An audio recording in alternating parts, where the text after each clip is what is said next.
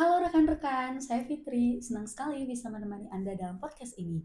Di episode ini, kita akan membahas topik yang sangat menarik, yaitu audit investigasi. Audit investigasi seringkali identik dengan kasus besar, fraud, atau bahkan proses hukum. Tapi sebenarnya, apa sih audit investigasi itu? Kapan perusahaan membutuhkannya? Dan sejauh apa perannya dalam melindungi bisnis? Untuk membahas topik ini lebih dalam, sudah hadir bersama dengan saya, yaitu Bapak Yan selaku profesional yang berpengalaman di bidang investigasi dan pengelolaan risiko keuangan. Halo Bapak Yan, terima kasih telah meluangkan waktunya Bapak. Terima kasih Fitri atas undangannya untuk hadir di acara podcast hari ini. Senang sekali saya bisa berdiskusi pada hari ini tentang audit investigasi. Sebuah topik yang sangat relevan, semakin relevan dalam dunia modern bisnis saat ini. Baik Pak Yan, untuk membuka diskusi kita kali ini, mungkin banyak rekan-rekan pendengar yang bertanya-tanya nih Pak, sebenarnya apa itu audit investigasi Pak? Ya, Fitri, audit investigasi itu adalah sebuah proses pemeriksaan yang dilakukan secara mendalam, sistematis, dan berbasis pada bukti untuk mengungkap indikasi kecurangan, penyimpangan, atau pelanggaran hukum dalam suatu organisasi. Berbeda dengan audit laporan keuangan yang bertujuan untuk memberikan kewajaran, audit investigasi berfokus pada pembuktian. Pendekatannya lebih tajam, lebih detail, dan lebih seringkali melibatkan teknik khusus seperti analisis forensik, penelusuran aliran dana, wawancara investigatif, pengujian dokumen secara mendalam, dan hasil auditnya biasanya digunakan untuk keperluan internal manajemen, juga bisa digunakan untuk proses hukum, dan untuk menjadi dasar bagi pengenaan sanksi pihak yang terlibat di dalam fraud itu sendiri. Menarik sekali ya Pak, lalu mengapa audit investigasi sangat penting bagi perusahaan, bahkan untuk perusahaan yang terlihat baik-baik saja? Ya, Fitri, ada beberapa alasan utama kenapa audit investigasi itu menjadi sangat penting bagi perusahaan.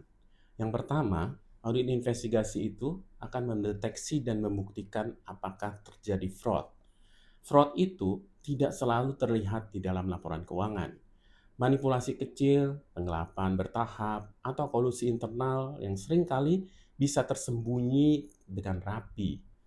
Audit investigasi membantu membuka hal-hal yang tidak terlihat secara kasat mata.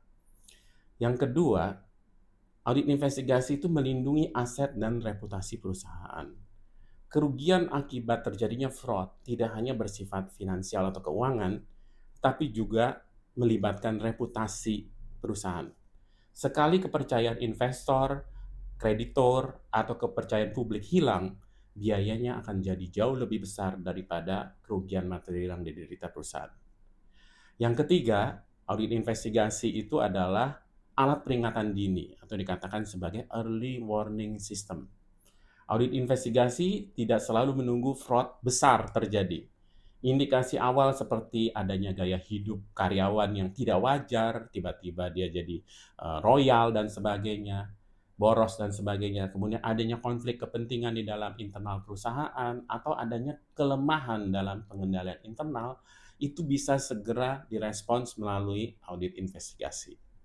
Yang keempat, audit investigasi ini memperkuat tata kelola perusahaan atau yang dikatakan sebagai good corporate governance.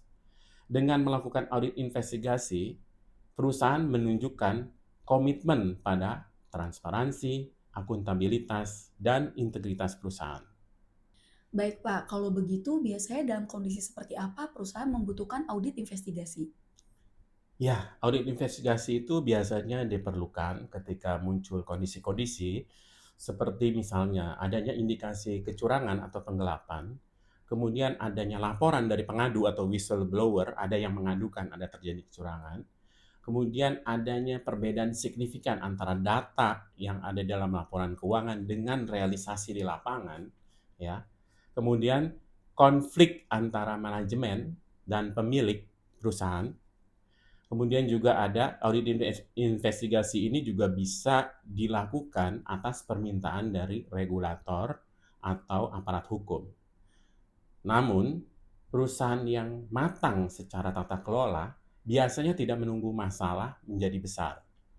Audit investigasi itu bisa dilakukan sebagai langkah preventif untuk menilai potensi resiko fraud di area-area yang rawan dan bisa dilakukan secara berkala.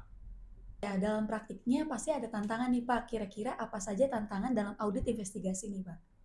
Tentu Fitri, bagi kita yang mau melakukan sesuatu yang baik bagi perusahaan, tentunya akan ada tantangannya.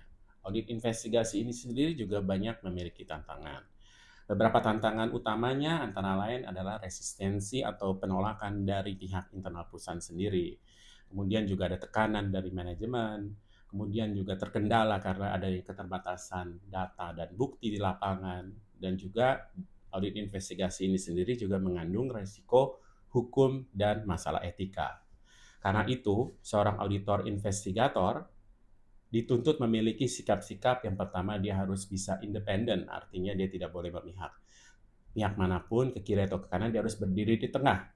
Kemudian dia juga harus mengembangkan sikap skepticism profesional, artinya dia harus mengembangkan sikap kecurigaan, tetapi kecurigaan yang bukan paranoid, tetapi dia harus mengembangkan sikap curiga yang memiliki dasar bukti profesional. Kemudian dia juga harus kompeten dalam bidang teknis audit dan juga hukum, karena seringkali audit investigasi ini seringkali melibatkan masalah hukum. Dan juga yang terpenting adalah seorang auditor investigator itu harus memiliki integritas yang kuat. Integritas dalam hal ini bukan berarti kejujuran, bukan cuma itu, tetapi dia juga dituntut adalah kesamaan antara perbuatan dengan omongannya. Mungkin itu ya. Baik Pak Yan, terima kasih atas penjelasan yang sangat menarik dan insightful. Dari diskusi kita hari ini bisa disimpulkan nih bahwa audit investigasi bukan sekedar mencari kesalahan, melainkan alat penting untuk melindungi perusahaan dari risiko yang lebih besar di masa depan. Terima kasih sekali lagi untuk Bapak Yan, dan terima kasih juga untuk rekan-rekan yang sudah menyimak hingga akhir. Jangan lupa untuk like, subscribe, dan isi komen apabila ada pertanyaan yang masih perlu rekan-rekan tanyakan.